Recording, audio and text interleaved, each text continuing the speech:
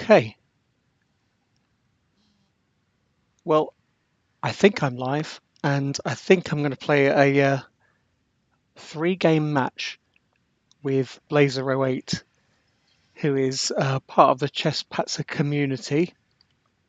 And if I'm lucky, I should be able to find him online soon and play a game.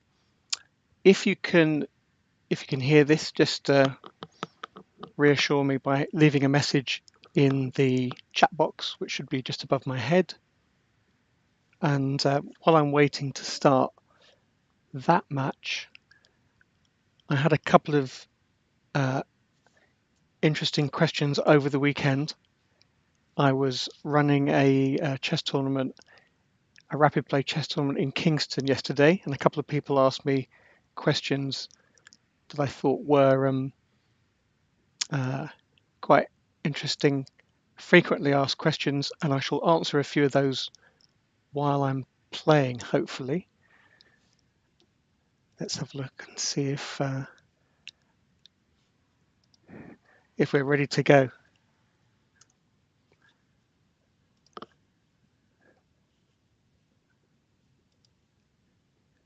I do lovely chess.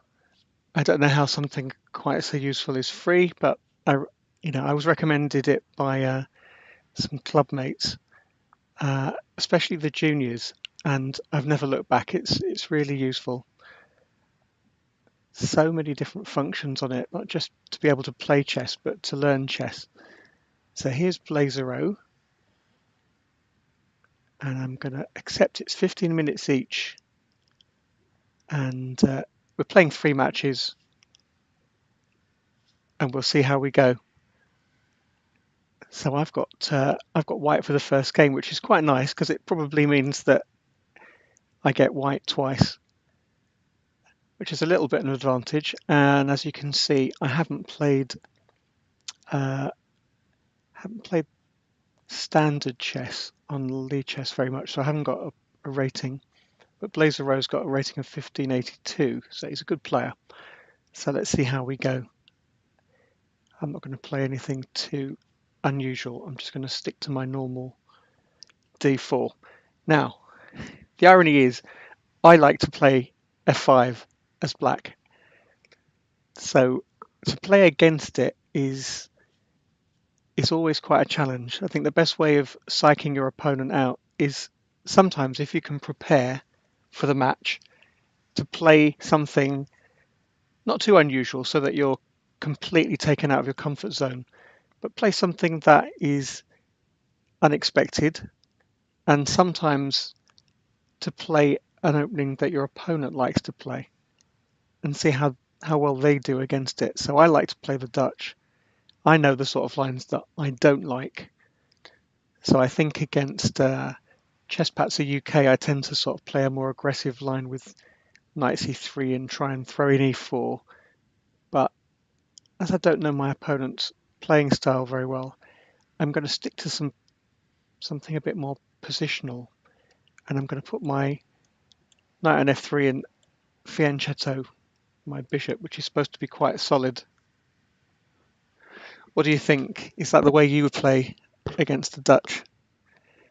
Okay, so let's play a few more moves and then I'll answer some questions. But if you've got any questions prepared, please leave them in the chat. And as you know, I'm a bit of a beginner when it comes to streaming. I'm learning a lot, mainly from other excellent streamers. But one of the things I haven't quite mastered is OBS. So I'm just experimenting with it today. So leave a comment in the chat if you've got any questions about chess tournaments, how to run them, what it's like to organize them, any questions you might leave an arbiter. And I've got a little list of questions that I've had over the weekend. Okay, my opponent's played knight f6, which is normal. So I don't really know whether he's going to go for g6, which is a Leningrad Dutch, or e6. But either way, g3 is a good, sensible positional move. I'm going to station my bishop on this diagonal, mainly because I want to try and control e4 and d5 and get e4 in myself. If I could get e4 in the long run and open that e file, that would be great.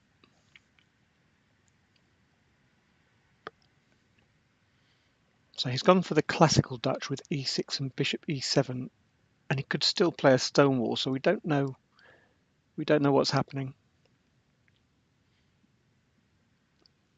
And he hasn't played d5, so I've got the opportunity to play c4. I think I would play c4, whatever he did, just to establish some control over these squares in the center. And depending on whether he plays d5, I might play b3 and bishop a3 to swap off this bishop. But for the moment, I'm just going to stick a pawn in the center. Okay, classical Dutch. Simon Williams' preferred weapon.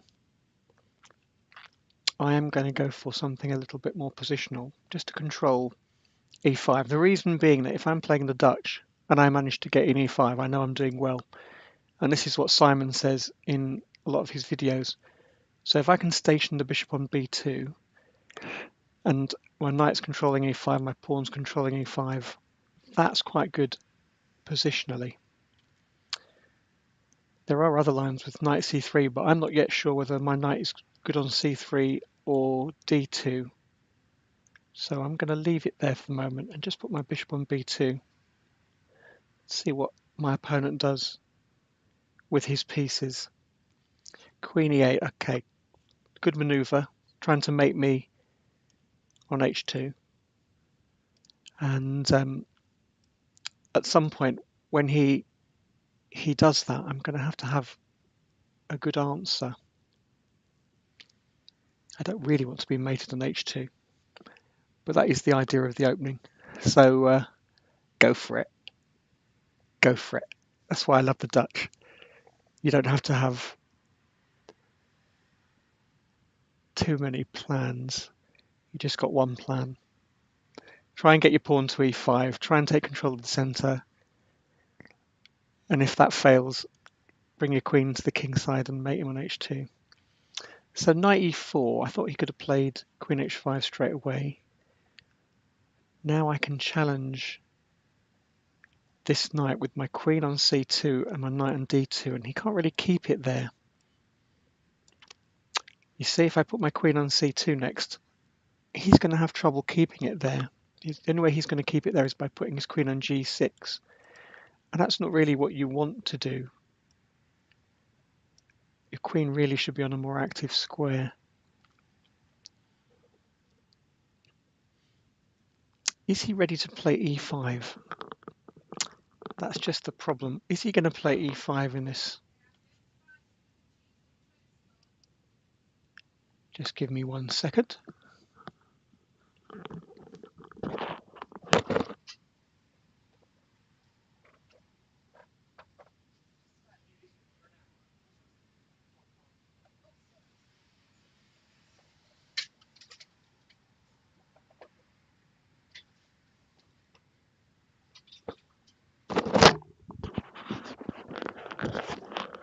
Okay, so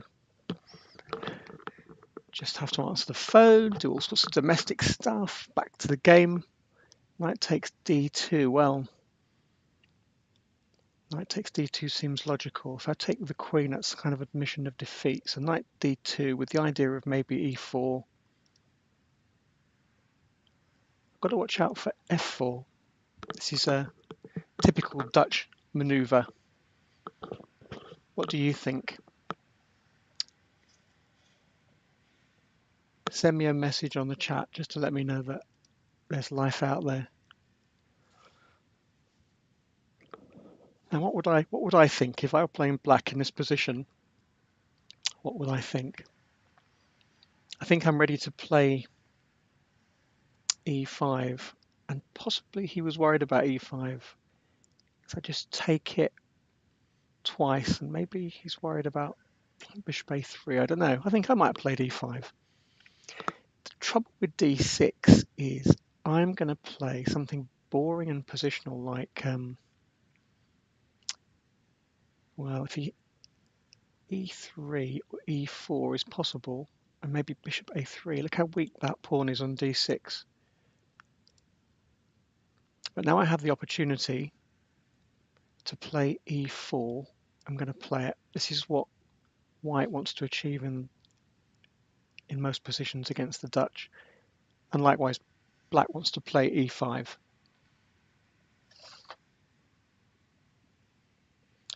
Let's see. See what happens.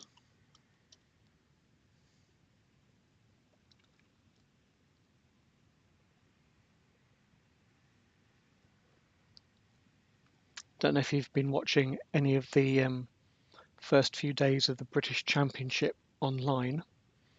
I particularly like an app called Follow Chess, and I like using this app on my phone, and I like using it on my PC. And using Follow Chess is fantastic because on my PC, if I've got a big screen, you can watch 9, 12 games at once. And I've been following the games at the British Championships live, and that's been really exciting to be able to watch so many games at once. I believe all the games at the British are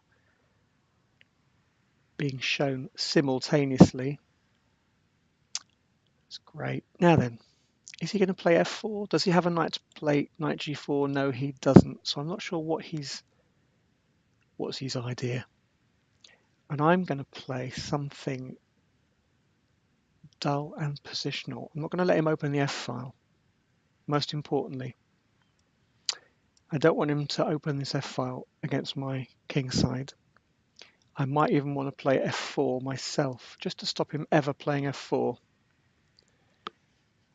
Ah, thank you, Anders. I can see the chat. The chat works. Let's see if it works on the screen. Chat box. Let's have a look. Chat box. See if it works.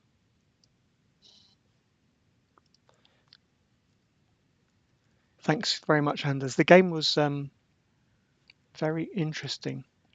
The tournament was very interesting. Let me just see if I can get this chat to work. Well, hey.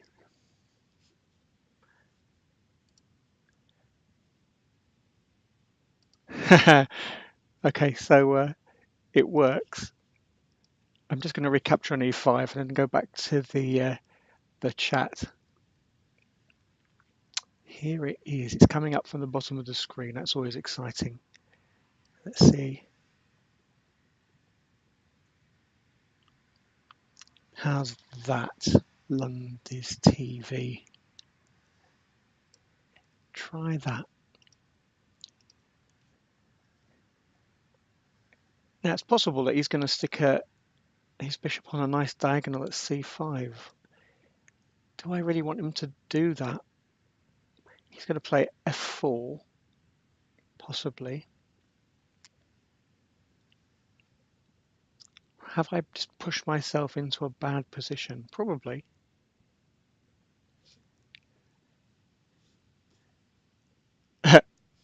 Let's see.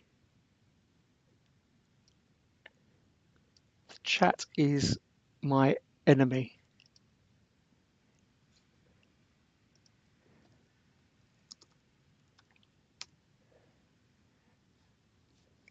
Just a bit weird getting used to all these different technical issues. Right, let's focus on some chess. I'm slightly worried about f4. I don't really want to play f4 here, but actually he doesn't have enough pieces to really make my kingside suffer. So I think I can get away with it. That looks really dreadful, doesn't it? I'm allowing bishop there, check. King h1. Looks dreadful, but he doesn't have enough yet to bring to the king side to really make me suffer. So we will see.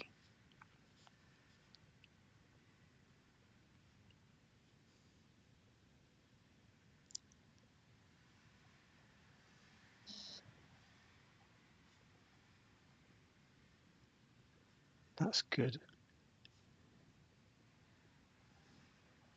Can you see the chat on the screen?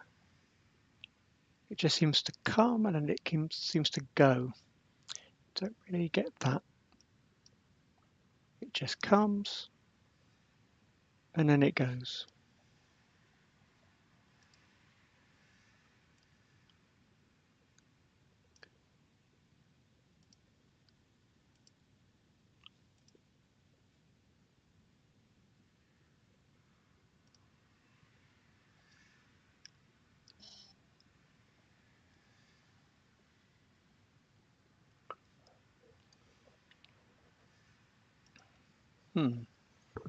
Very odd.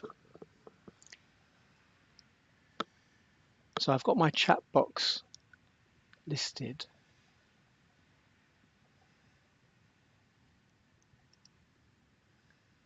Maybe I need to tweak the settings. All right, Queen G6 I'm not sure about. Queen G6 seems quite passive. He's going to play H5 to H4, but that's quite a slow process. Quite a slow process. Meanwhile, I should be developing my rooks, putting them on an open file. Knight C5, yep. Knight C5. Bishop A3. See what happens after that.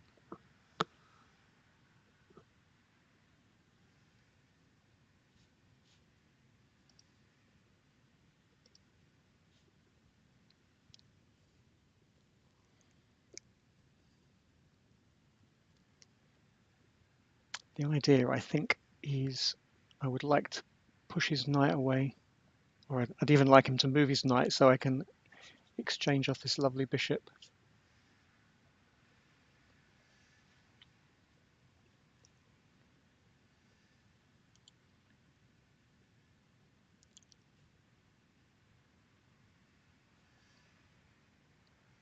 He's having a good think. Well, that's good. It's good to keep your opponent thinking.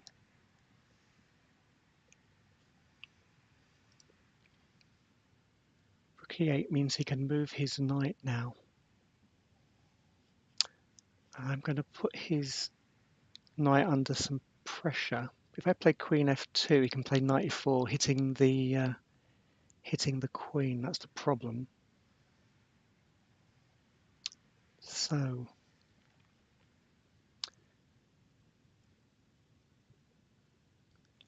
tempted to just double my rooks. Doesn't really have a lot of room to maneuver.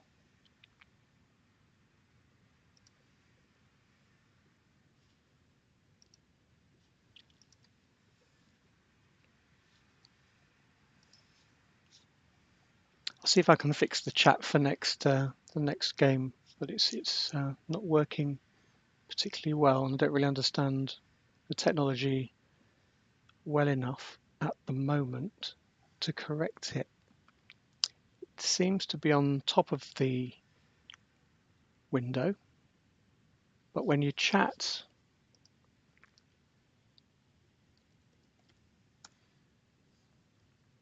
it only comes up at the bottom and then it disappears.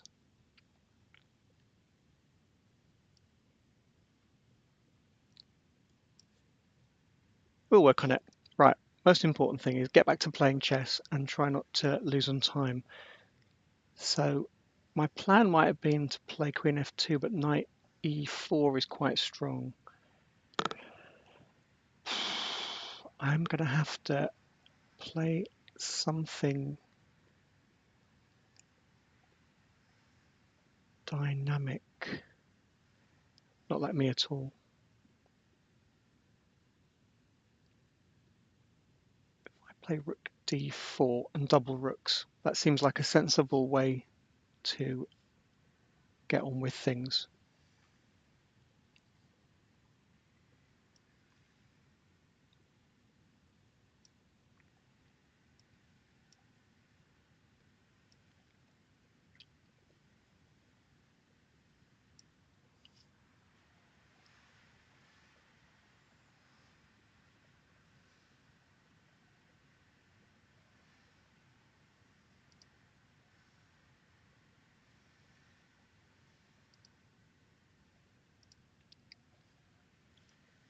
Okay.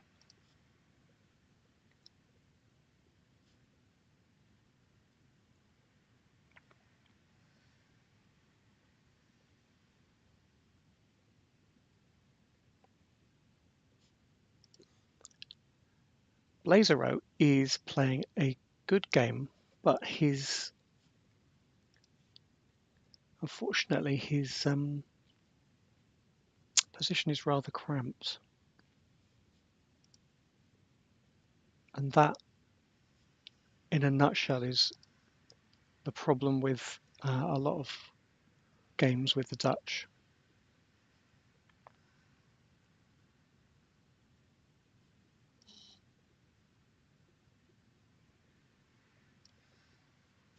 So knight e4. I'm happy to exchange off this bishop. He's left with this rather bad bishop. It really only has one square to go to, and I have an in. I have a way of getting into the back rank here. Shall I take it straight away? I think not. I think what I'll do is I'll double rooks to stop his bishop developing to that square and see what happens.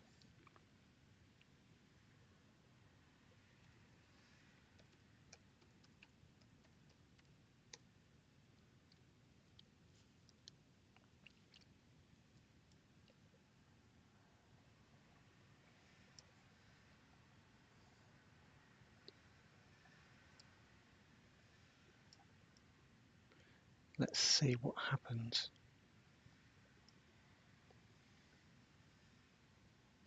Now I'm going to tell you a technical thing, which is that I type chat, goes onto the chat window, and then after a few seconds it disappears completely from what's live.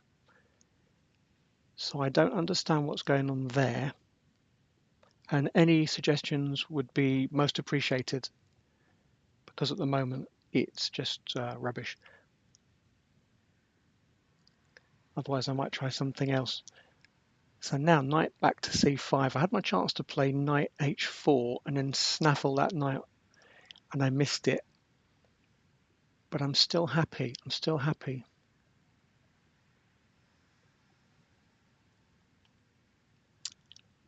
He's not going anywhere with that knight.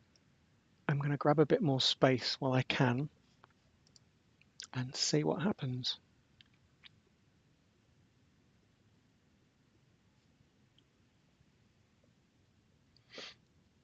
I've got to be aware of the time, which is ticking down mercilessly.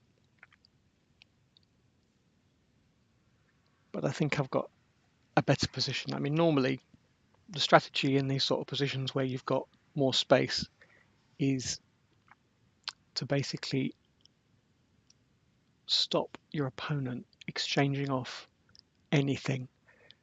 So right here, I just played c5 because I want to cramp him even further.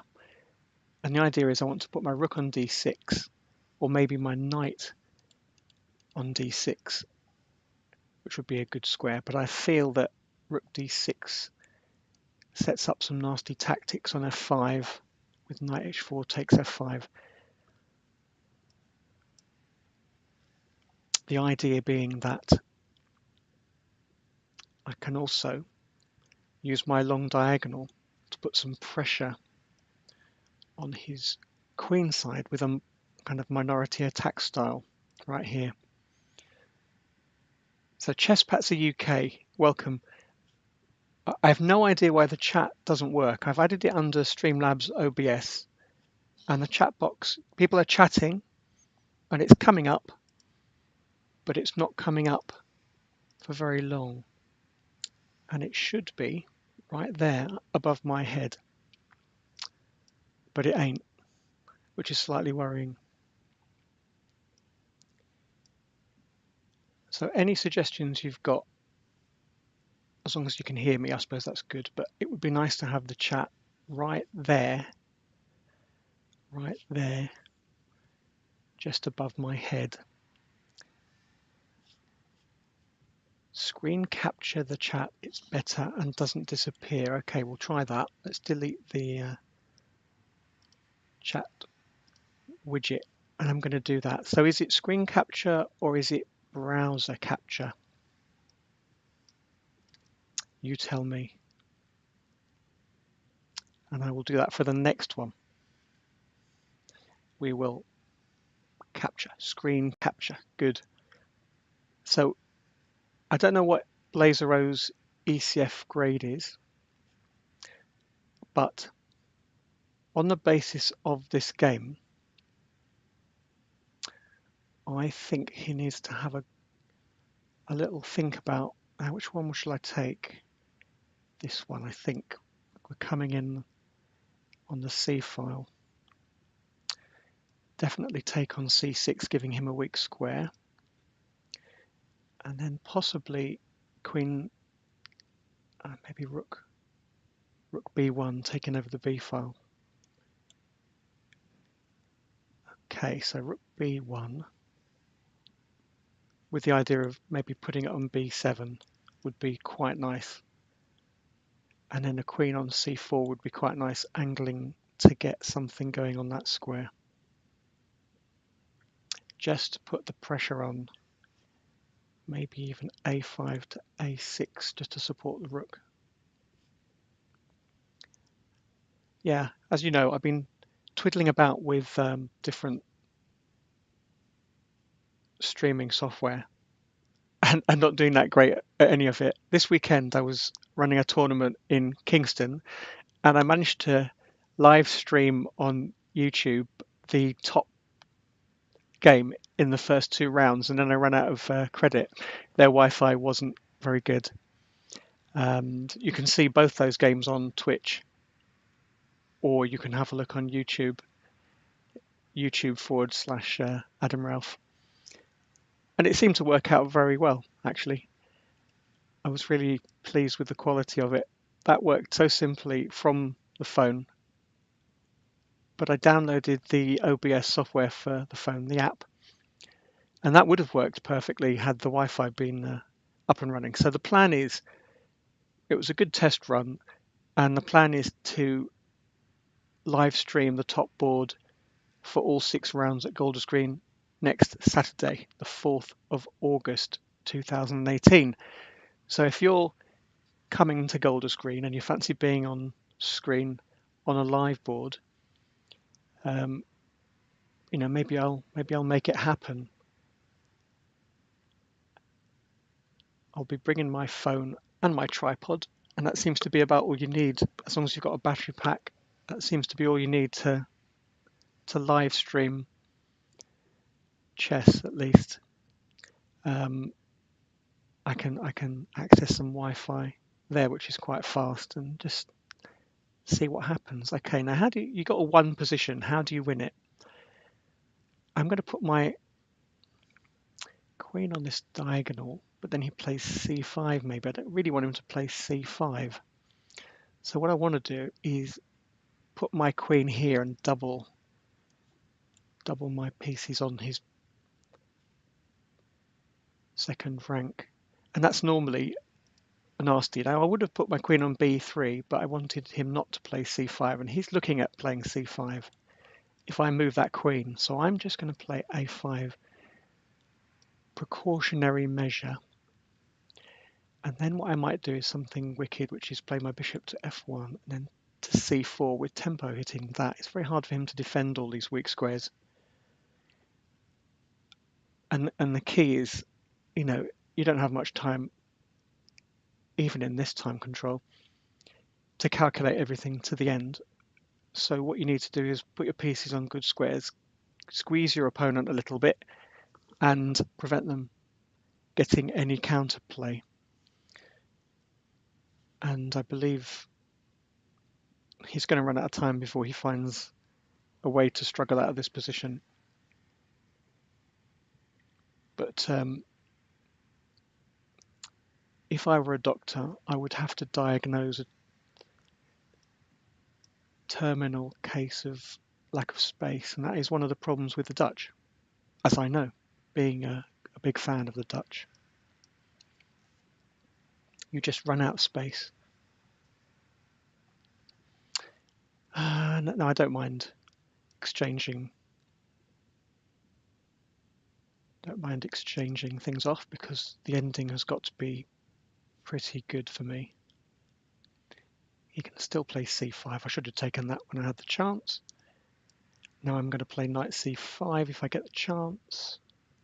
He's not going to let me. I bring my king to the center, hopefully there, without losing anything. But I believe something takes c6 would have been a lot healthier. Not worried too much about that. I'm going to walk my king in. First of all, I have to clear away this knight with knight c5.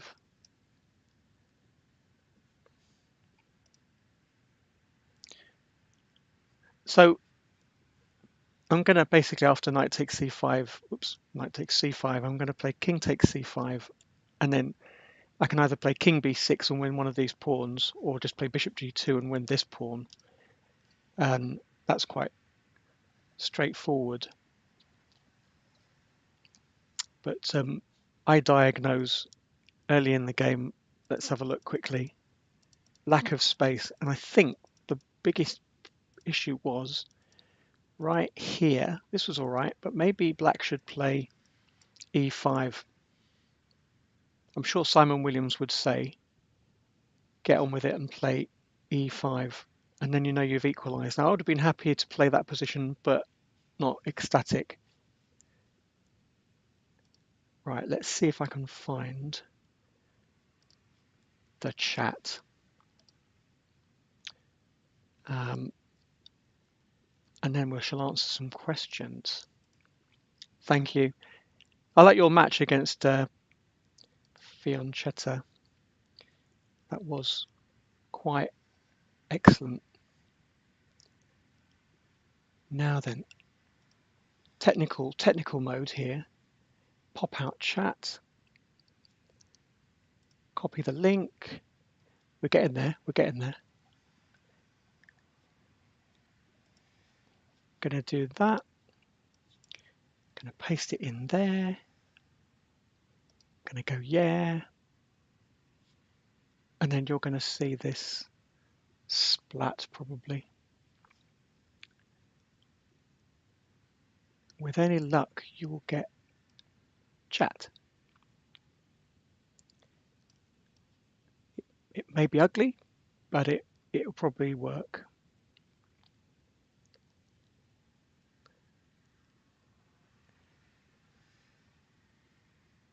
Let's try that.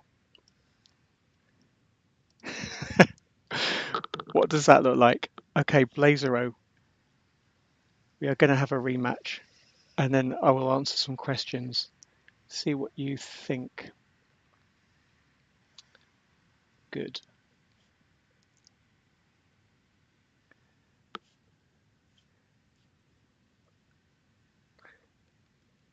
So the English. Well, after I've just badmouthed the Dutch, I really should.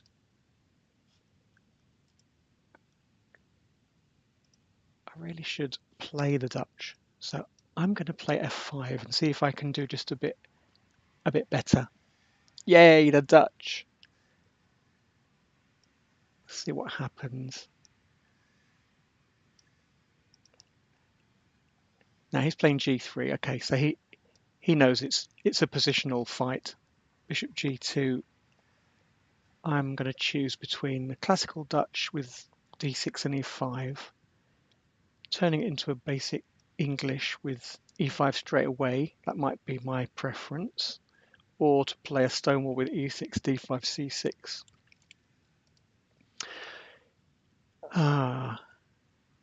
See, I know all the variations of the Dutch are dodgy. So I'm going to play e5 straight away and turn it into a kind of this is a Dutch line against the English opening, so it's quite an aggressive line, and we'll see how we go. But I think you'll recognise the setup. Chess Patzer UK had a very close match against Fiancetta it went down to the final blitz game, 1 minute each. And I didn't actually see the conclusion because my computer did something strange at that point, and I was just thinking, oh goodness, in about 10 minutes I'm supposed to be playing Blazeroe and my computer has just thrown a wobbly.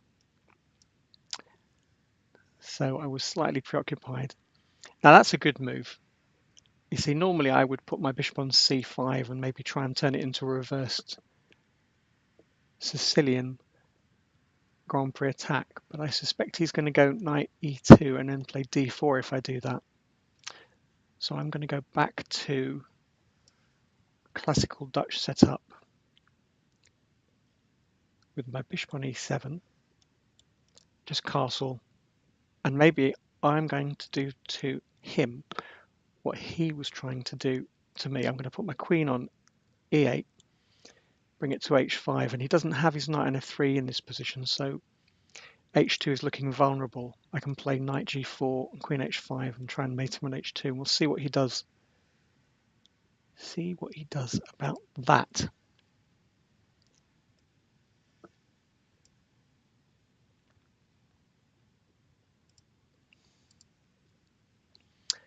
Let's see what he does. So d4 is a good move. Good move. Putting me under pressure in the center. And that is kind of distracting because if I go queen e8, he can either blast forward with d5 and maybe c5, or he can take on e5. What I don't want to do at the moment is play e4 because I think he'd just prise it open. Not with that, with f3. I'm not sure that's a good move yet. And he also has this lovely square for his knight. So I'm going to go queen e8 with the idea that if he plays knight d5, I can play bishop e8 defending c7. And let's see if that works.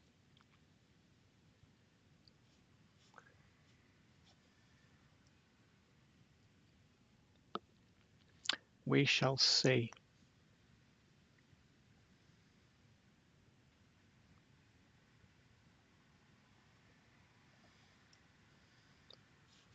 Hello check to the king.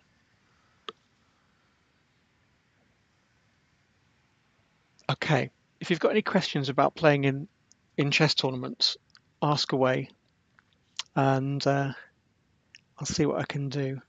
Now f4, you see, I can play e4 now. If I play e4, he doesn't have this square for his knight anymore. And I've still got queen h5 and knight g4, so I'm going to play that. I wouldn't normally play something that's quite so committal. Excellent. Come and play in Hampstead. Just Google Hampstead chess. By the way, if you're on another browser, just Google Hampstead chess and have a look at the website and see if it's working right. What I've done, what I think I've done technically, is I've embedded the Twitch the Twitch chat and the Twitch TV on the front page. So I think anybody who goes to the Hampstead chess tournament will now see live coverage of whatever's going on my channel, which is also Chesspatzer UK's channel. When I'm not doing anything and JT is live, it will stream his channel. And I just want you to test that for me and tell me that you can see this coverage live on the Hampstead website. So have a go at that. The first round starts at Hampstead on Saturday at 10:30. Sunday is 11 o'clock. And I see Chesspatzer UK has asked a question in the chat, which is almost the only guaranteed way of not getting any free entries to anything is to ask these things publicly. It is not a diplomatic way. If you want to negotiate, you have to do these things on the private channel. Okay, so that's a good move. He knows I'm going to play queen h5 and knight g4, and I just have to watch out for d5 kicking the knight away and b4 and c5. I've really got to watch out for that.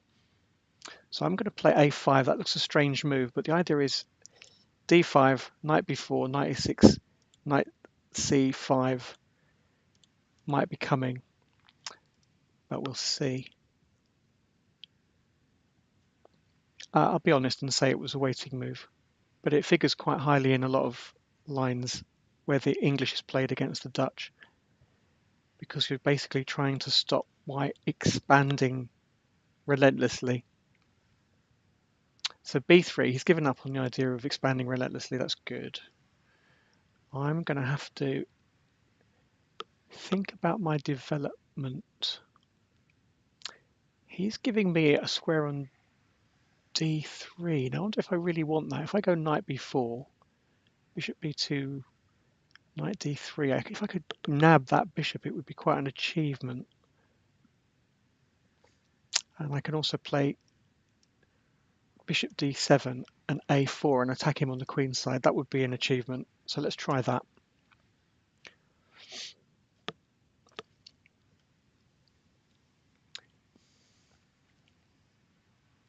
Okay, the serious answer, Jack, is I'm very open to suggestions, and if you keep plugging my events and come to my events and make videos, I'm all for that. So now I've got a nice square on d3. Should I get kicked?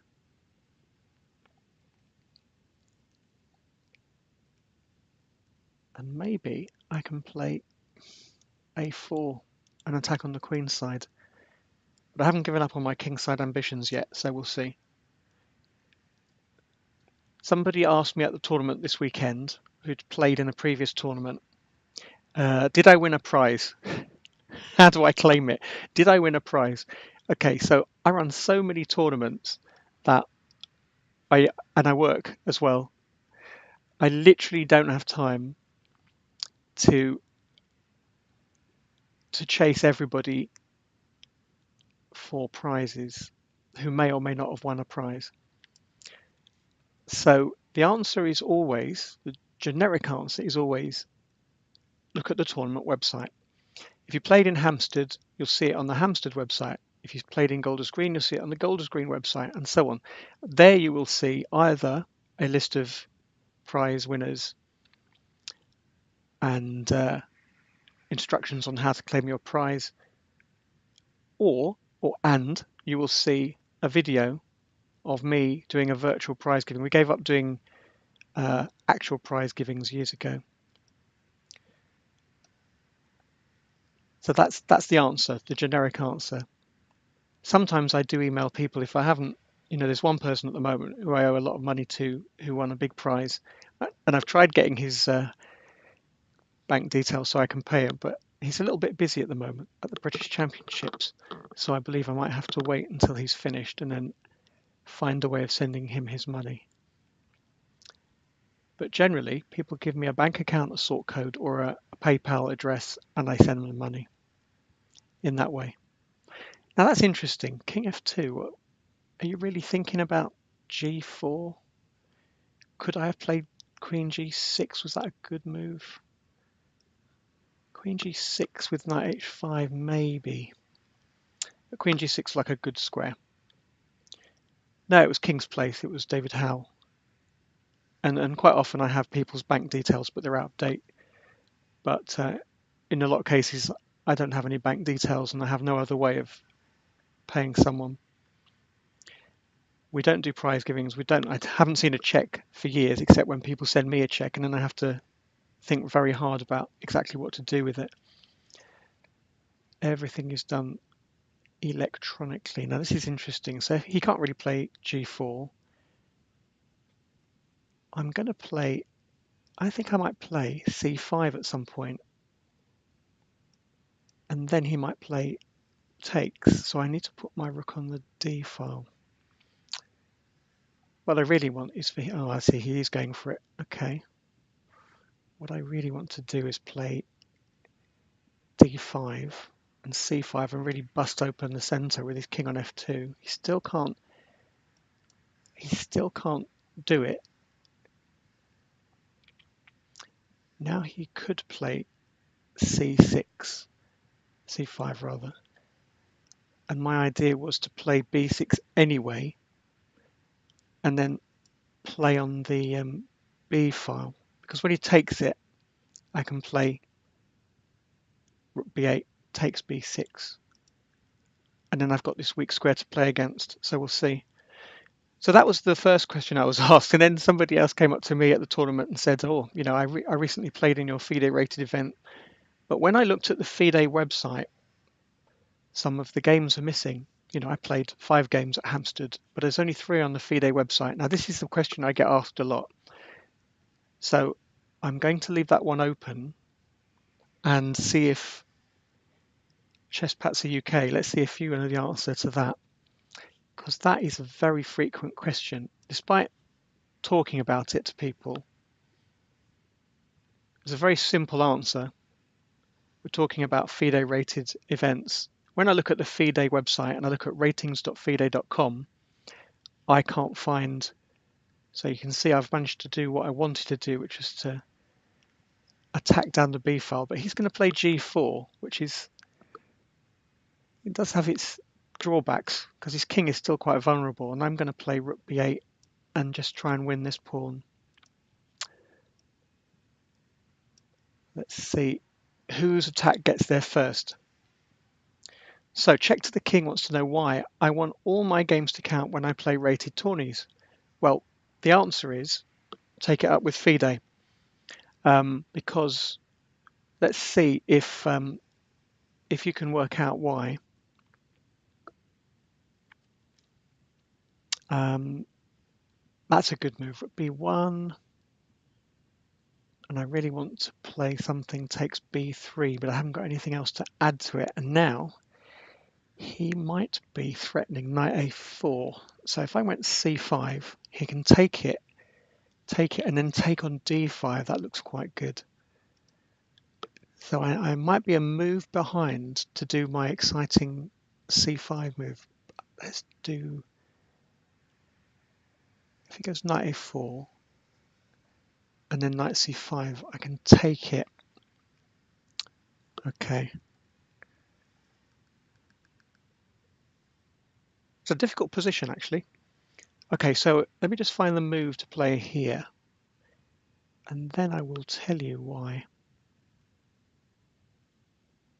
Okay, I want to reroute this knight here, so I've got to move the bishop first.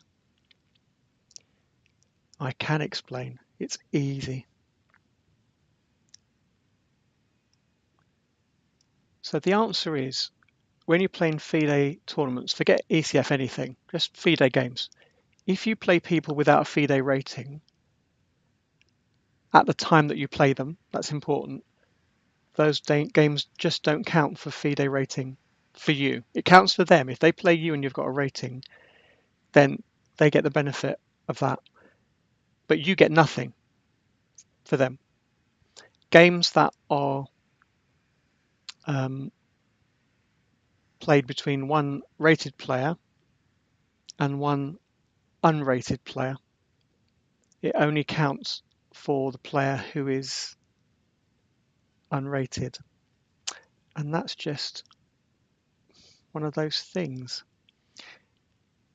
Percy, I'm not sure what's happening to your connection, but it's okay at this end, and it's probably okay, hopefully generally, but we'll see. It might be your computer, and it is possibly mine, which is, even this, which is the fastest computer I own, is the slowest computer you've probably ever seen. So I'm lucky to be able to do anything on it. So the answer is, yeah, only games between FIDE rated players get recorded on the website. So on your record, if you play in a tournament and you play 3 unrated players and 2 rated players, only the 2 games against rated players get included on the website, which I think is a bit sad. The ECF is different. The ECF system is every game that you play is counted. Every single game, even games against ungraded player.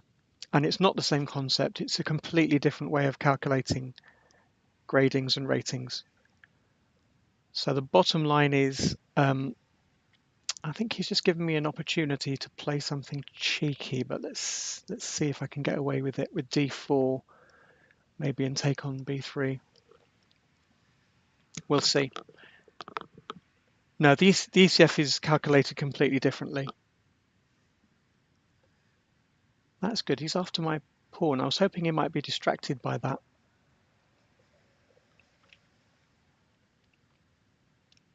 Not sure that I can do much about it, but I can win that. If I play d4 and then he takes it, and I can take on b3, I might have a way of getting into his position. It's a bit tricky, but his king is quite vulnerable, so I'm going to do it. I'm going to risk it because I don't think my position is that great.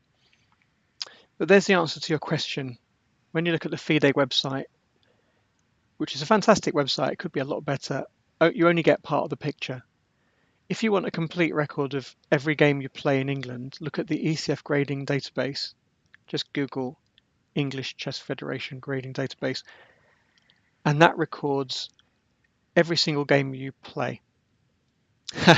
My grade didn't change. Yeah, I once played 50 games in a season and my grade went up 1 point, maybe 2 points actually. So what can I say? Sometimes you put in all that hard work all season, but in the end, your grade is probably accurate. That's probably what the system is telling you. My grade went down and it's telling me something. It's definitely accurate. So why did I play d4? I played d4 because I'm after b3 and I really want to expose his king. If I can get a rook to that square, just covering his third rank, I might have some tricks with e3 as well. Let's see now. If I play bishop takes, he's got maybe rook takes b3 and bishop c4, which is nasty. So I think I have to take with the rook, and then maybe the other rook. And my knight covers this square, so he can't come in. So my rook I might win this pawn, or I might have e3 check. So we have to be he has to be very careful. So the question is, you've got solid wins against stronger opponents, just not many games. Yeah, the trouble is, this is the other thing about, you should really read the help file on the ECF grading database because it's got lots of useful stuff. And they call it help, which actually doesn't help anyone because you're not going to click on it half the time. What they do is, if you don't play 30 games,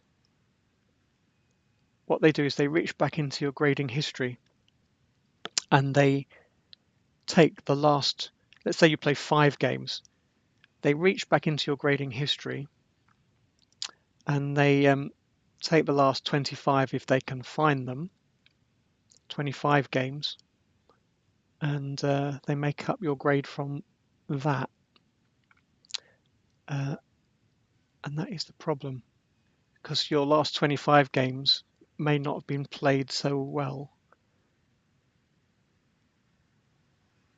Okay, this is interesting. Okay, so I've got some chances on the king side now. After all that, I'm looking at this square. If I could just take the pawn, but then he takes here, and there's some tricks with queen b2 attacking the rook, attacking the queen. I don't really want to let him get into my position, but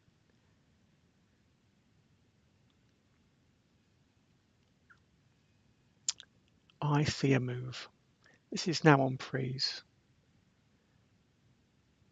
This is now on prise. So if I went queen f6, he has to play maybe bishop e3 to defend it, which doesn't look great. And I might have some trick with rook takes e3. There are some tricks, but is that just a bit pathetic? I don't know. I've got these possibilities, but I have to defend against this nasty little trick with bishop c4 in some lines. So I'm going to play a prophylactic move. Famous last words, because that's normally where I play a waiting move and discover I should have played something a lot more concrete and aggressive, but I really want an escape square for my king. Yes. If you beat a 125, he can't know how many points he's losing in the ECF system. The English system is weird. What they do at the end of the season is if you've got no ECF grade, they look at your performance that year, that grading season, and then they retrospectively calculate what your grade was. So the person playing you can't know how well they've done or how badly they've done. They may not have lost that many points, but they can't know that until the end of the season, the very end of the season, the last day.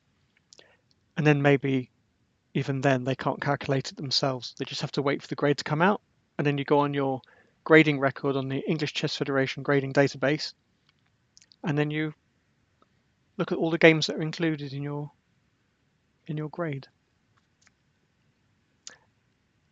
You say you have a grade, but it's wrong. It's correct, but you still have to play a few games. Okay, so now I think maybe knight d7 to c5 is a good idea.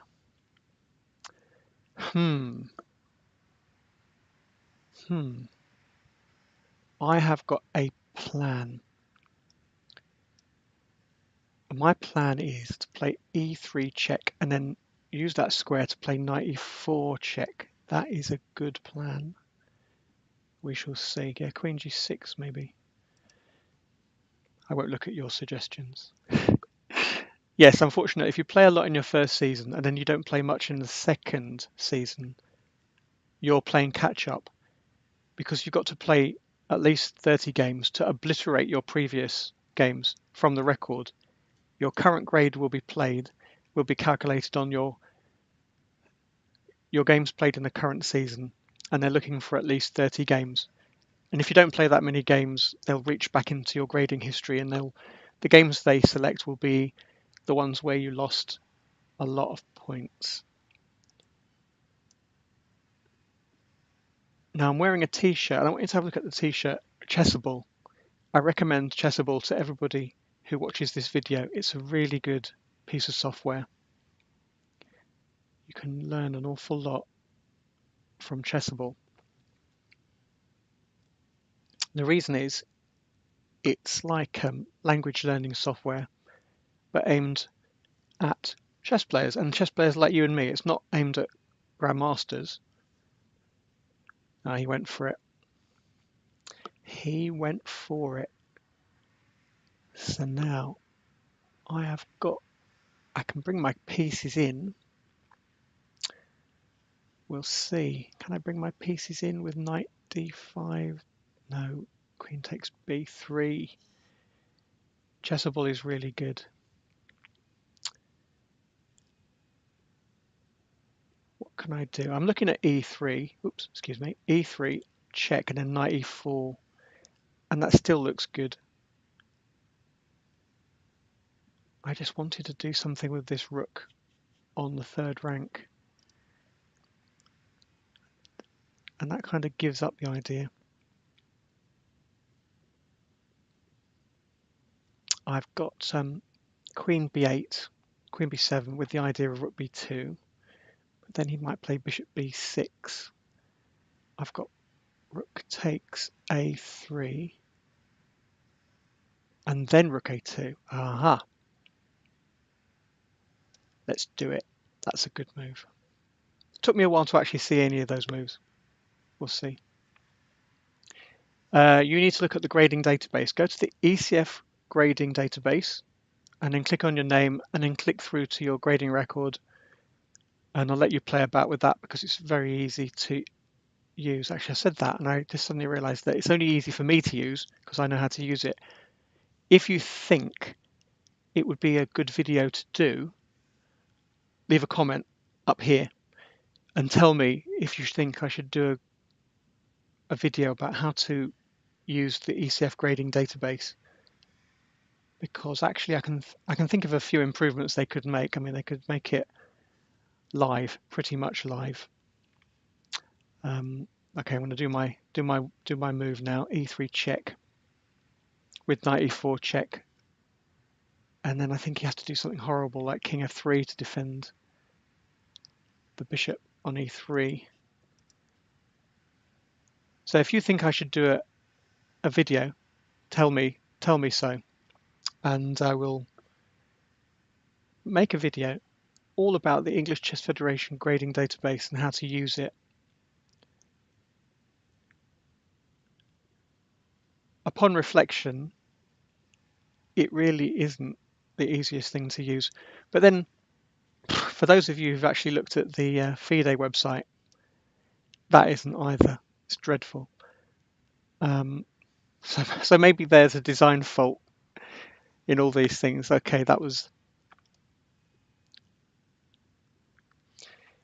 what I wanted out of that game. E3 check takes 94 check, then he has to defend that.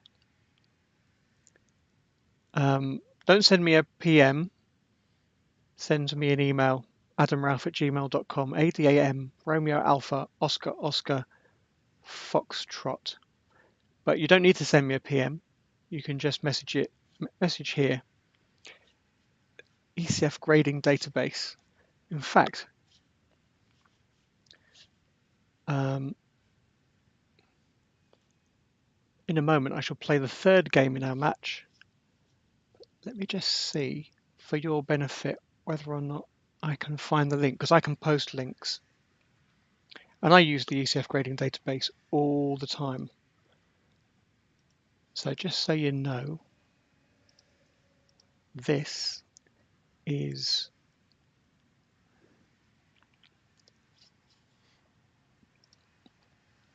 the grading database.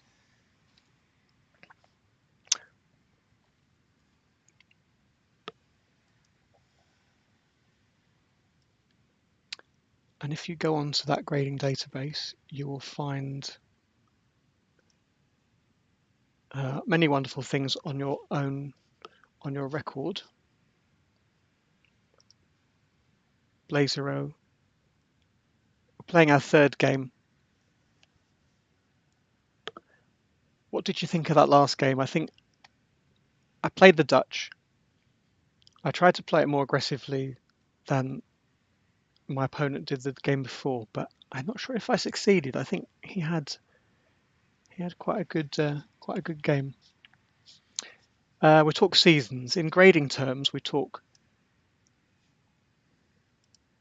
seasons. So the end of the season is about 30th of June for games graded for July list. So we're playing E4, E5. I haven't played this for years. There's lots of theory that you have to learn if you play openings like this, the Roy Lopez. And I like to sidestep some of the theory by playing. Let's see what he plays here. I like to play D3, something like that, a little bit quieter. And the idea of this is to play C3 and knight D2 to F1 to G3 and just attack him on the king side. So the question is, you need to play 30 games in one season. Any more than that, you include all of them. Any fewer than 30, you have to include games from the previous season. So if the last 5 games you played in the previous season were all losses, unfortunately for you, if you only played 25 games, they will pick those 5 games to make up the 30. So your task is basically to play as many games as possible in a season, and certainly more than 30 if you can. Thanks very much, Chess Patzer Bristol. I'm quite happy to take more questions. Do feel free to leave them in the chat just up there, and I'll see how we get on. So I'm following my game plan, which is attack him on the king side. I'm not going to castle unless I have to. I'm going to defend this pawn on e4 with all my pieces. I'm going to keep my bishop, also defending an e4. And then I'm just going to try and bring the knight to g3 or e3 and then attack him on the king side. What I'd love to do is for him to play h6 or something. Then I can chuck the g pawn against right up on g5. Yep, everything I do all the tournaments I organise are all graded by the English Chess Federation as well as FIDE rated in pretty much every case. The only exception to that, literally the only exception, is the Hendon Blitz. If you go Google Hendon Chess Club or go to hendonchessclub.com, you'll see we run a blitz every month. That's FIDE rated blitz. That can't be rated by the English Chess Federation. They can't grade it or rate it. It goes to FIDE and they have a separate blitz list. That's the only example. Everything else I do, I make sure it's played with digital clocks, it's FIDE rated, and it's also graded by the English Chess Federation. Now I'm going to play knight f1 immediately because I've got the option to come here or here, and I'm eyeing up that square, but I'm also just looking at that square. I mean, really Black's plan should be to try and play d5 and attack the centre, or to play c5 and b4 and attack my queenside. That's a good positional plan. And I'm going to try and attack him on the king side and just hold my centre. Good military strategy. Try and hold the centre and then attack on the wings. And we will see. If you're watching this at any point and you haven't subscribe to my channel or follow me, or go to youtube.com/Adam Raoof and follow me there, as I'm going to be streaming a lot of my events from now on. Now I've worked out how to do it, which is quite a steep learning curve with the help of a few other people.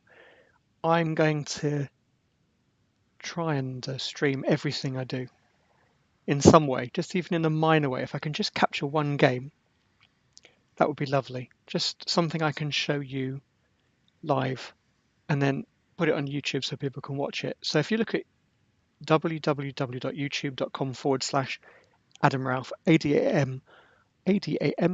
ADAMRAOOF, you will find lots of videos of recent Blitz tournaments that I've organised for a friend of mine.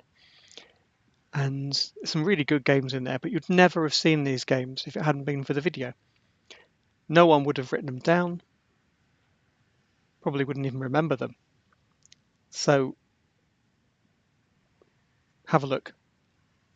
For my other events, I am getting some really, really good feedback. I'm so pleased. I wish I'd done this so many years ago. I'm getting so much feedback from people sending me games, and exactly. So many of these games are brilliant, and I never would have seen them had I not started streaming and then asked people for games. Maybe I'll start giving prizes for good games. Now, my opponent has made what I would call the first major error of the game. I mean, the knight on a5, knight on the rim looks dim, but actually the knight's quite well placed there. You play c5 and you attack on the queen side. Now what he's done is he's blocked his c-pawn, and he can't really play. Maybe he's going to play d5 next move, but he needs the c-pawn. And I'm going to carry on with my plan on the king side and see who gets there first. Normally what happens is you play d5 and take on e4, and then your knight has got this lovely square on c4, but now the knight has gone wandering. Okay, so Twitch Chesspat at España says, learn from your mistakes. Yeah, if only. It would be nice to learn from my mistakes. He's going to go b4. So I'm going to be cheeky and just take a move out to stop b4. And then when he plays a5, which he should do, I'm probably going to play b4 and just hang on to the position. And then maybe I'm going to play knight e3, no, knight g3 and castle, and then I'm going to think about attacking. So Percy Hepworth says, you're not trying to work out which of those 630 black clockwork clocks work for the lower boards. Yeah, I tell you, I know exactly what you're saying, because I've been to tournaments where they're still using analog clocks. and it just doesn't work. Sometimes it's a bit of a lottery trying to make sure that you have a clock that works. And I've basically given up using analog clocks if I can help it. I've given most of my analog clocks to other clubs or to cafes and just said, look, here's some chess sets, here's some clocks, and then I can just turn up anytime I like or send people there and they can play blitz chess. So the Green Room Bar and Cafe in Fortune Green Road is a good example of that because it's quite near to the new Golders Green venue. So my opponent's played a4. That's bad. Bad because he's given up on the idea of opening up the queen side and getting counterplay there.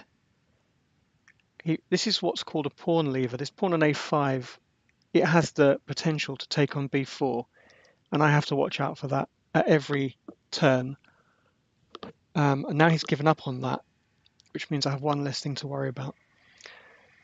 So I use digital clocks, DGT 2010s preferentially, because they're cheaper and because I know how to set them, because they're very durable, and because I don't have DGT live boards.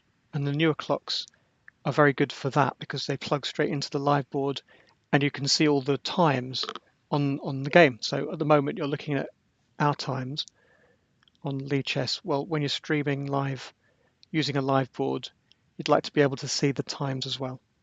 And you can do that, but only with the new clocks. They're more expensive and I don't have a live board. The irony is next week I'm gonna meet a friend and he has a live board and we're going to experiment with the live board and see whether or not we can work out how to use it to stream live games from events like Golders Green. So you never know. What you might find is in the future I'm able to stream the board, video the board, live stream both feeds, and have somebody commentate at the same time. Not me, because I'm there and I'm running the tournament. But if I can find somebody who, for instance, can commentate and stream from home, like JT, Chesspatzer UK, that would be cool. Because then I can have three things on the feed. I can have the game, the video of the game, I can have the feed of the board, and I can have talking heads. I can have Jack de Villiers, JT, Chesspatzer UK talking about the game live, and that would be fantastic. And technically, it's not that difficult, even for me. There you go. Yes, Percy Hepworth, good point. I have relabeled the rounds, I think, on YouTube. So if you go to youtube.com/Adam Ralph and to tell me, you should be able to see I've got round 1, board 1, and round 2, board 1. But I may have forgotten to do it on Twitch itself. But now it's quite easy to record everything on Twitch, stream it live, and then send it to YouTube with one click. So good. I'm glad you like that. I mean, I've got to do all this and at the same time run events, so I can't do it all myself. So I'm hoping that someone like Jack is enthusiastic about this idea. Now I'm going to play bishop g5, not with any hope of making that pin last, but when he plays h6 and I move my bishop, that is going to become a target for my attack. So I'm not so much hoping to use this pin, although I would like to play knight h5 and double his f-pawns. What I want him to do is to play h6, and then maybe that weakens his king side. And you might say, well, I've weakened my own king side, but the truth is he has a lot less potential to attack my king than I do to attack his. I've got all my pieces in play. I've got the queen ready to come in, and this bishop, the Roy Lopez bishop, is always there pointing at his king side. Even though it's on c2 and it's got all these pawns in the way,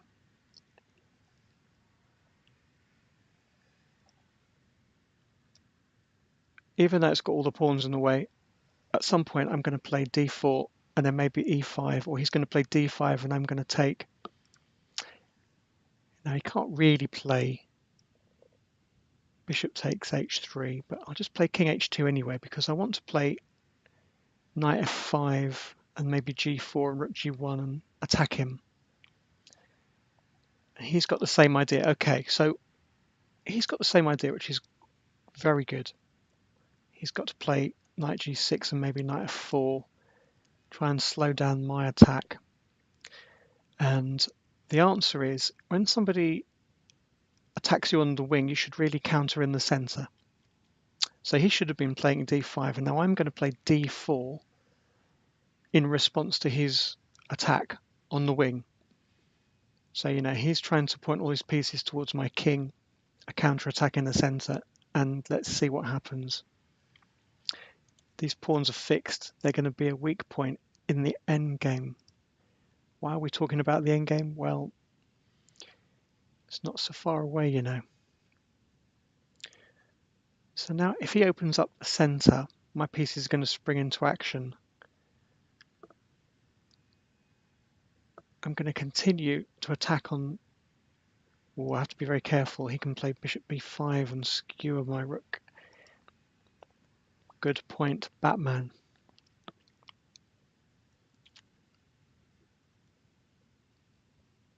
Okay, time for a prophylactic move, which is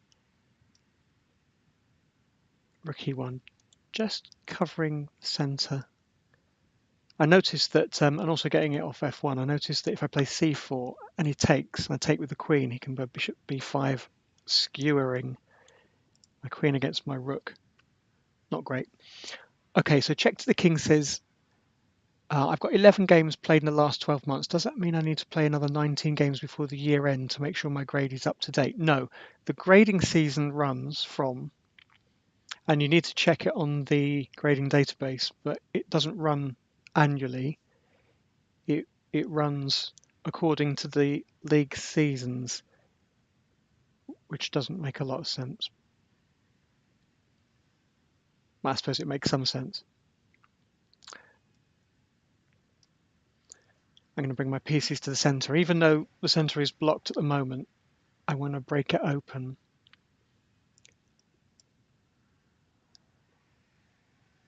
And see what I can do. If he doesn't take that, I'm going to play c5. So I think he has to take it. And then I go queen takes c4 and see what I can do. Thanks very much, Twitch Chespatzer España. If you get a chance to have a look at my Patreon page, that's a bit of an experiment. If you want to donate any money, if you've got any entry fees to pay, you can donate here or you can donate through Patreon and it will count towards your entry fee. And it would just be nice to be able to have some donors on the Patreon page. If you go onto Patreon, you can just donate the dollar amount. That would be just fine. Bishop g5 is playing a very good positional game here.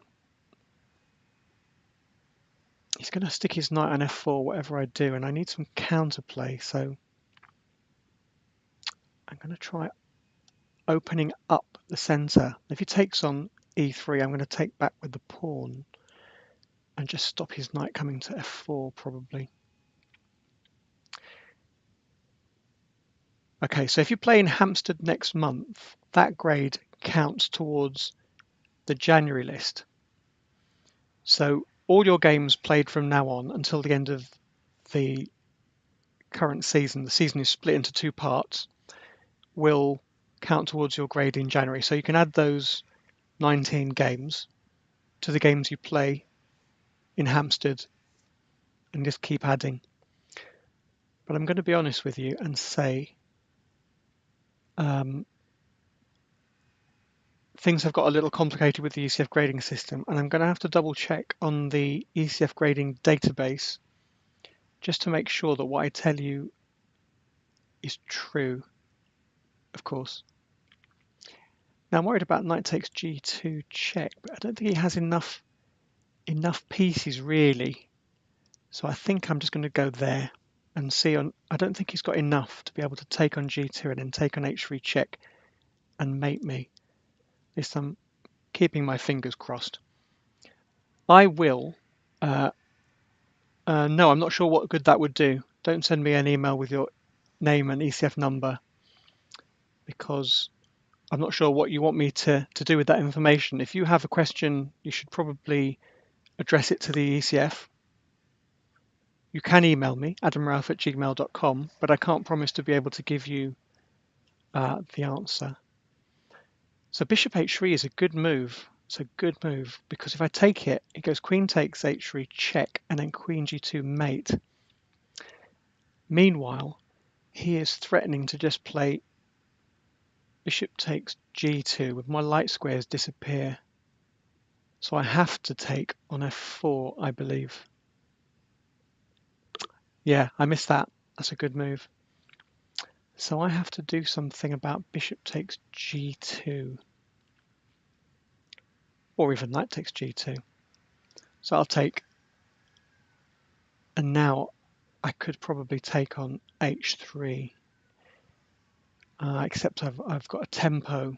If I hadn't moved my queen, I wouldn't have that problem. But let's see, what can I salvage? If it's my move, I'm going to take here. But he's going to have a tempo to move his bishop, probably to there. Probably to there.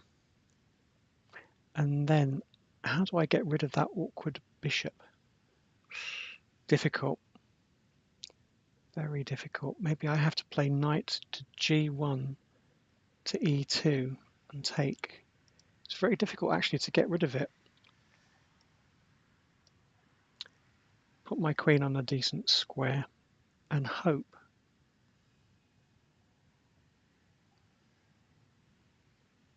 Now he needs to play bishop g4 and take here, and then knight g5 is quite nice. Yeah, good move. In trouble. So Chess says, I've just had a list through of the new ECF gradings. Do they usually come out around now, or were they late? No, they always come out at exactly the same date, which is pretty much the Wednesday before the British Championship starts, to be fair.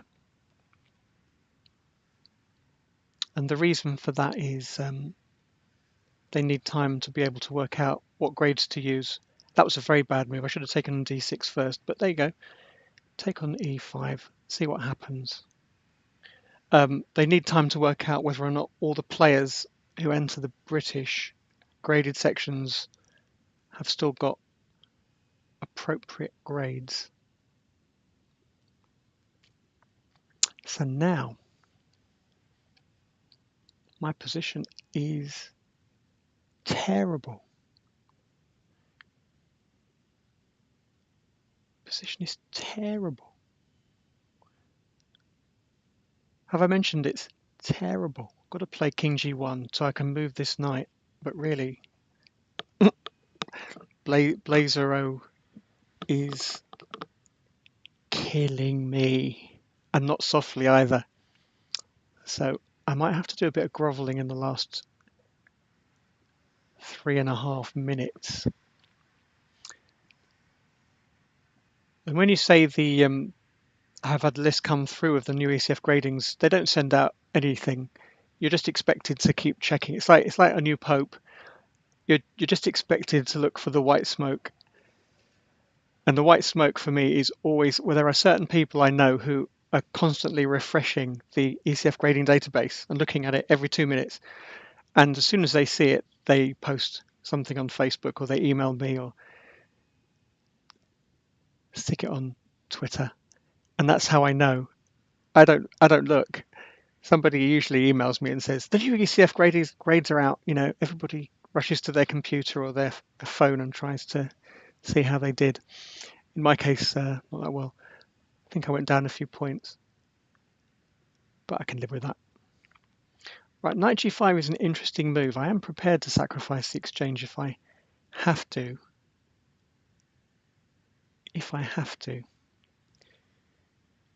But it's possible he's given me a lifeline. I mean, maybe I can play knight f1 to h2. And he's coming in on h3, isn't he?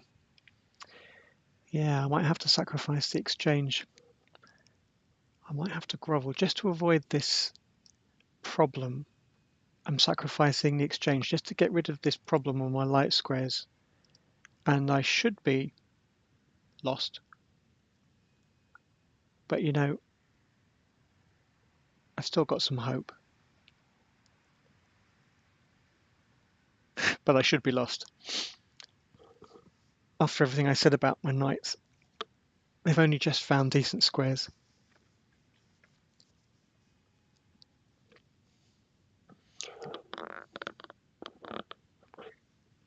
So, Chess Patzer Wales, what kind of software do you use to calculate your gradings? We've got something in England called the Checker, which is very good, which basically processes all the results from my tournaments. And I can run Swiss Manager to run the tournament, and I can output the FIDE cross table, and then from the FIDE cross table I can run it through Checker to provide the ECF with a file that's compatible with their system. And all that works very quickly. If I remember to do it, I can normally grade an event very quickly. So for instance, I had an event the other day and it took me about 10 minutes to do the gradings, which is really good. I was really pleased with that. Oh dear. If I go Queen C3, he's got Bishop D2. That's horrible. Might be grovel time. Grovel time. Looks like I'm going down. Where there's life, there's hope. So I played Bishop takes D1 because I wanted to stop him coming into G4, but now he's going to possibly cripple my king side. I don't mind that so much. The more pieces of his that disappear, the more likely it is I can defend my position. But this is not an advert for the white side of the Roy Lopez. Blazeroe has definitely outplayed me in this position. Just as I was talking about, oh yeah, I just put my pieces on the king side and made him on h7. I think he just basically, he must have heard me and just decided to do exactly the same thing. And his attack was much better than mine. So congratulations. I'm just going to do a JT and try and flag him. I've still got tricks. I can go to f5, a knight e7 check and win. So we'll see. Percy, I hate to ask you, what was your new grade, just out of interest? You don't have to say. I can look it up myself, but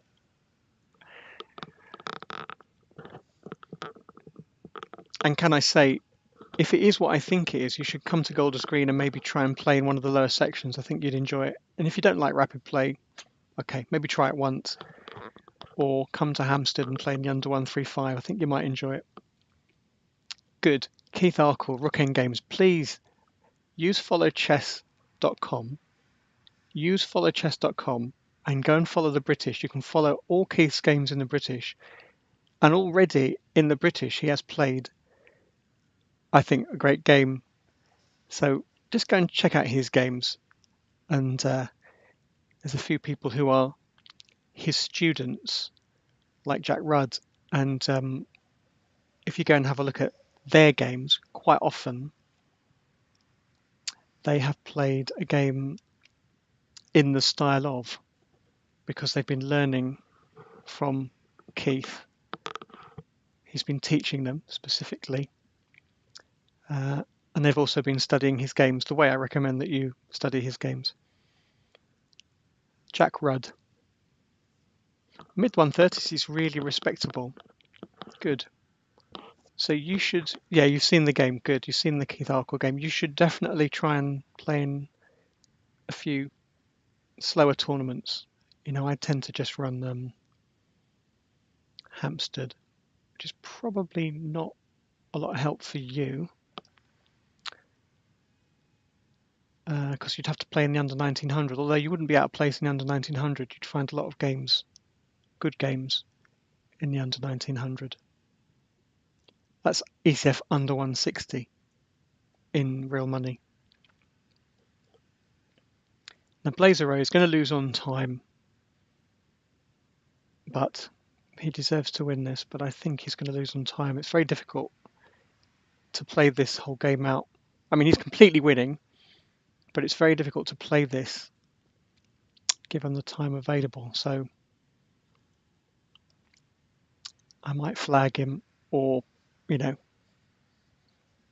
pick up a few decent moves. But really, this is his game. You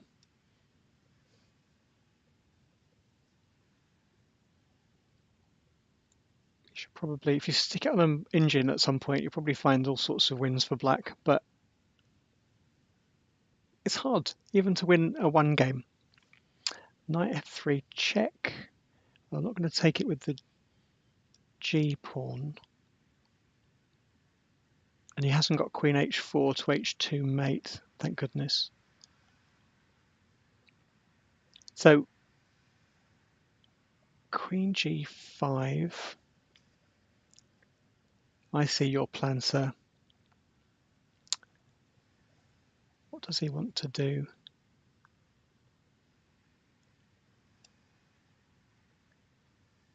He wants to go queen takes g2 mate probably, or queen h2 mate.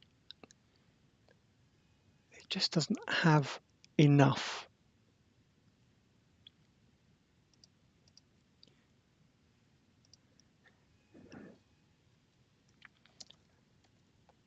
I was very lucky there in the time.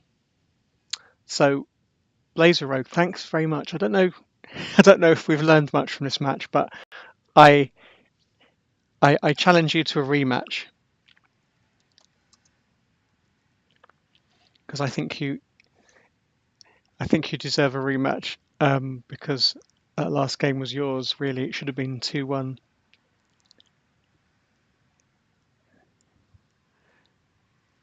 Should have been 2-1. And we'll talk. We'll have a chat about having a rematch at some point pretty soon because I really enjoy these. Thanks very much for organising these matches, Jack Tervilliers, Chess Patsy UK, because without these kind of matches, I probably wouldn't be playing chess online or probably even streaming. I probably wouldn't have discovered streaming. So thanks very much. I mean, everybody who's playing chess online and streaming is doing a fantastic job promoting chess. And this is so much more interesting than playing, well, for me, than playing bullet chess, which just gives me RSI. So anybody out there who's streaming this kind of match, more power to your elbow. Anything I can do to help you promote the game, it cannot be a bad thing. So just a quick plug before I go. I just want to have another quick plug for Chess England. www.chessengland.com is the website that I use to promote most of my events. And let's see. There you go. That's a little snapshot of Chess England. The most important part is right in front of you on the right hand side. This bit here, which is the calendar. On that, I am trying to put notifications of Twitch streams. I'm trying to put all of the events that I'm involved in, obviously, that I organise, like the first Thursday FIDE rated Blitz, which is coming up very soon, Golders Green coming up on Saturday, and Hampstead on the 11th and 12th of August. But I'm also putting in events that I'm the arbiter at. So I'm not running the event. So like Mind Sports Olympiad Blitz, I'm not even the arbiter at that because I'm away that weekend. But I recommend that you go along and play in the evening. It's, just 9 rounds of Blitz chess is fantastic. But somebody else will have to run that. But I am running the Mind Sports Olympiad Rapid Chess. And I'm also running the Mind Sports Olympiad Chess 960 and exchange chess. So if you want to find out about any event that I'm involved in, go here. Darnell and Handsworth FIDE Rapid Play Chess is coming up on the 1st September, and so on. And you should be able to find pretty much everything you need on that page, including this all-purpose registration form. If you want to register for any of these events, you just click on the appropriate button, and then you click Register Now, and it will take you to the right registration page. And there's also links to, this is a bit surreal, links to Adam Raoof live on Twitch. There you go. That's a bit meta. You can see, I can see myself streaming live on Twitch, which is a bit weird. So, and a lot of players from Wales and Scotland and increasingly Ireland play in my events because they don't have as many FIDE rated events to play in. And they're prepared to travel quite long distances to play in Hampstead, for instance, and get 5 rated games of chess in the UK. It's cheaper, and a lot of London-based players will play in that rather than having to travel long distances abroad and get 5 rated games every month. So I think Hampstead fulfills the purpose. And this coming Hampstead is our 64th Hampstead event, which is a good chess number. So I hope to see you all there. Thanks very much to Blazeroe. I'm going to say that in the stream. And I hope I see you again soon on Twitch.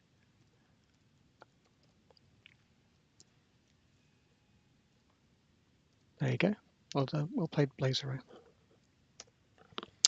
I will see you on Twitch, and that will be in this calendar. See you soon. Thanks for watching.